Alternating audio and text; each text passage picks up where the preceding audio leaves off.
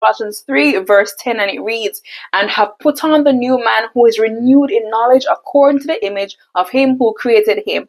To understand this verse, we have to combine it with the previous verse, verse 9, and it says, "Do not lie to one another, since you have put off the old man with his deeds, and have put on the new man who is renewed in knowledge according to the image of him who created him." Here we are again with this put on the new man thing. Because remember, you've been transformed. So it says you have put off the old self and you are putting on a new man through a renewal process. The Greek word for renewed here is anakenomenon, and it is the present passive participle tense, signifying a continuous ongoing process of renewal. It emphasizes that the new self is not just a one-time change, but it is constantly happening every day, shaping you in knowledge after the image of God.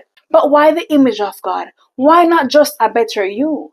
History lesson and something you may not have known. God made you to be like him, holy and righteous, but sin came into play and changed us into what we are now, born in sin and shaped in iniquity. Genesis 1:26, and God said, "Let us make man in our image, according to our likeness," speaking of the Holy Trinity. God intended for us to be like him, and by image, he doesn't mean to look like him, but in character, sinless. But since sin came into play and changed us, his plan, which has always been his plan, was that we'd once more be transformed into his likeness by replicating Jesus. It's almost like God knew that by ourselves we would not be able to get back to his likeness, so he sent himself to show us exactly how to do it.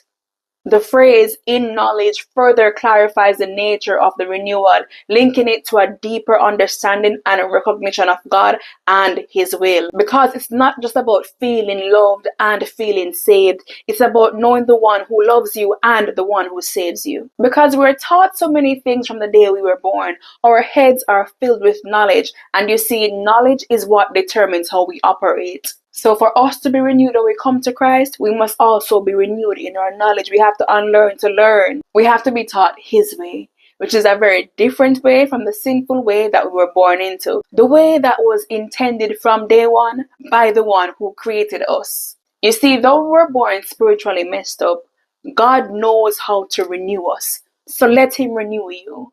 Day 28, and it keeps getting better. Come back tomorrow. Be blessed.